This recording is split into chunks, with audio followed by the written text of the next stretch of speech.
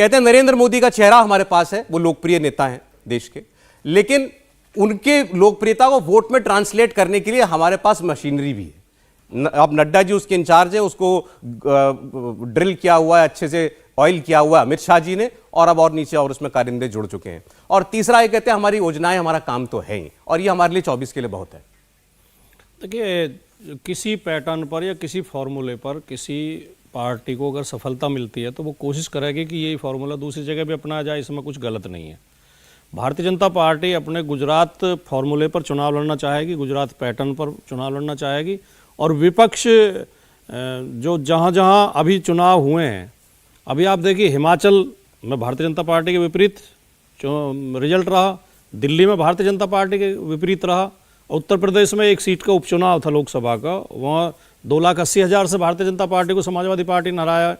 तो विपक्ष ये पैटर्न अपनाना चाहेगा कि जिस तरह हमने इन्हें देखिए, घर से ही सोप मैन्युफैक्चरिंग करते हैं और महीने का 1 लाख कमाती हैं। आप भी सोप मैन्युफैक्चरिंग करना चाहते हो, इनसे सीखना है तो फ्रीडम ऐप को अभी डाउनलोड कीजिए। मैनपुरी में और दिल्ली में और हिमाचल प्रदेश में भारतीय जनता पार्टी को हराया है, उसी तरह हम हराएंगे। अब अपने अपने मुद्दे उठाएंगे, सरकार अपनी उपलब्धियां बताएगी। निश्चित तौर पर कोई भी सरकार हो, मैं ये नहीं कहता कि या कोई किसी को नहीं कहना चाहिए कि सरकार ने सब खराब ही किया है। सरकार ने कुछ अच्छा भी किया होगा, सरकार उसका प्रचार करेगी, लेकिन सरकार ने कुछ गलतियां भी की होंगी, सरकार की कुछ कमजोरी भी रही होंगी, सरकार की कुछ विफलताएं भी रही होंगी, हम उनको लेकर जनता के बीच में जाएंगे। अभी अखिलेश जी ने खम्भम में कहा कि सरकार तो खुद अपने दिन गिन रही है, और अब 399 दिन उसने कहा सरकार के बाकी हैं केवल। बीजेपी वालों ने तुरंत उनको 2022 का यूपी चुनाव याद दिला दिया। ये तो शुरुआत तो माननीय मोदी जी की ओर से ही हुई। उन्होंने खुद कहा कि अब हमारी सरकार के 400 दिन बचे हैं, तो हमने एक दिन बाद अगर ये कहा कि अब 399 बचे हैं तो क्या गलत किया।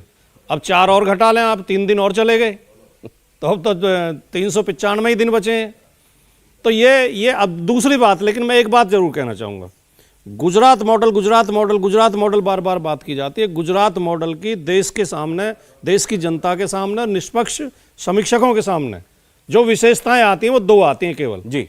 एक धार्मिक घृणा, धार्मिक दंगे, जो अराजकता, झगड़े, हत्याएं, एक दूसरे राजनीतिक लोगों को पीछे करके प्रशासनिक अधिकारियों से सरकार चलवाना, लोकतंत्र को कम करना, आवाज को बंद करना, जो बोलने की मनाही, आलोचना की मनाही, ये गुजरात मॉडल राजनीति में माना जाता है। राजकुमार जी देखिए, ये अपनी पार्टी सरकार कैसे चलाते हैं, अपने मुख्यमंत्री को कितना जिम्मेदारी देते हैं, स्वतंत्रता देते हैं, वो इनके ऊपर। आपने जो पहली बात कही कि गुजरात में धार्मिक विद्वेष, डर के कारण बीजेपी जीतती है, ये गुजरात मॉडल की पहचान है। इस बार मैं चाहूंगा जरा हर्षवर्धन जी एक बार रिएक्ट करें। 27 साल के, देखिए एक वाक बोल, अभी जो डेटा दिखाया, बात पुरानी हो जाएगी, हम गुजरात चुनाव की बात बार बार करेंगे तो, लेकिन हर सामाजिक वर्ग का किसी भी पार्टी को समर्थन मिलना वो केवल डर की बिना पर होगा। नहीं, मैं 10 सेकंड केवल, मैंने बिल्कुल ये नहीं कहा कि भारतीय जनता पार्टी डर की वजह से जीतती है। मैंने कहा, और बिल्कुल आप इसकी समीक्षा करें, इसका सर्वे करें, कि लोगों में ये धारणा है गुजरात मॉडल का मतलब है ये 2 चीजें। और तीसरी बात एक और जोड़ दूं मैं, जो आप ये दिखा रहे हैं आंकड़े के अनुसूचित जाति सीटों पर, अनुसूचित जनजाति सीटों पर बीजेपी ज्यादा जीती है जी। ये सीटें जीतने का मतलब ये नहीं होता कि अनुसूचित जाति का समर्थन ज्यादा मिला है। उन सीटों पर वही लोग ज्यादा जीत पाते हैं जो अनुसूचित जाति के विरोधी होते हैं। गंभीरता से सोचना आप, क्योंकि सारे कैंडिडेट अनुसूचित जाति के होते हैं। जिनको विरोधी वोट एकजुट होकर मिल जाएगा वो कैंडिडेट जीत जाएगा। अच्छा ठीक है हर्षवर्धन जी, मतलब ये नतीजे भी जो है सही पिक्चर नहीं रख रहे हैं।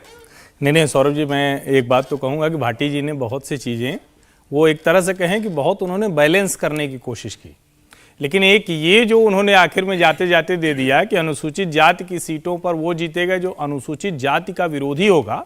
मुझे लगता है कि थोड़ा ठहर कर खुद सोचें, देश में अनुसूचित जाति की सीटों पर भारतीय जनता पार्टी का जीतना ही बहुत बाद में शुरू हुआ।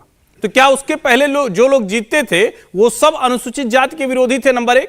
नंबर 2 ये कि जिस गुजरात की बात हो रही है, गुजरात मॉडल के तौर पर हम देखते हैं तो दंगा अगर हुआ तो दंगा दोबारा नहीं हुआ। देश में हिंदू मुसलमान के नाम पर दंगा नहीं होगा, यह गुजरात मॉडल है। देश में इंडस्ट्री चलाना, रोजगार पैदा करना, जिसको हम कहते हैं ना कि सेल्फ सफिशिएंट हो जाना, आत्मनिर्भर हो जाना, यह गुजरात मॉडल है।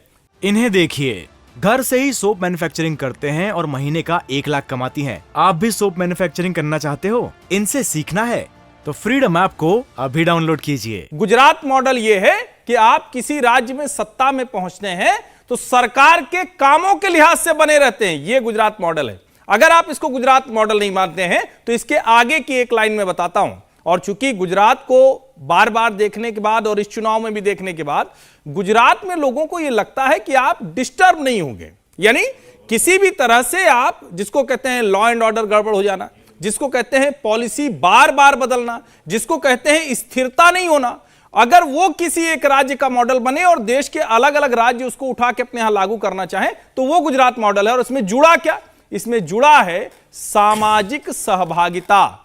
जिस ट्राइबल सीट्स की बात कर रहे हैं वहां भारतीय जनता पार्टी जीतती ही नहीं थी। जब नरेंद्र मोदी 2002 का चुनाव लड़े थे तब भी उन सीटों पर नहीं जीती और वो सारी की सारी सीटें इस बार जीत गई। उसकी वजह यही कि दलित हो या जनजातीय समाज हो, आदिवासी समाज हो, वहां भारतीय जनता पार्टी का भरोसा बढ़ा है जो मोदी के नाम पर। इंडिया टीवी हर वक्त हर जगह डाउनलोड करने के लिए सर्च करें India TV news Google play store या ऐप स्टोर पर।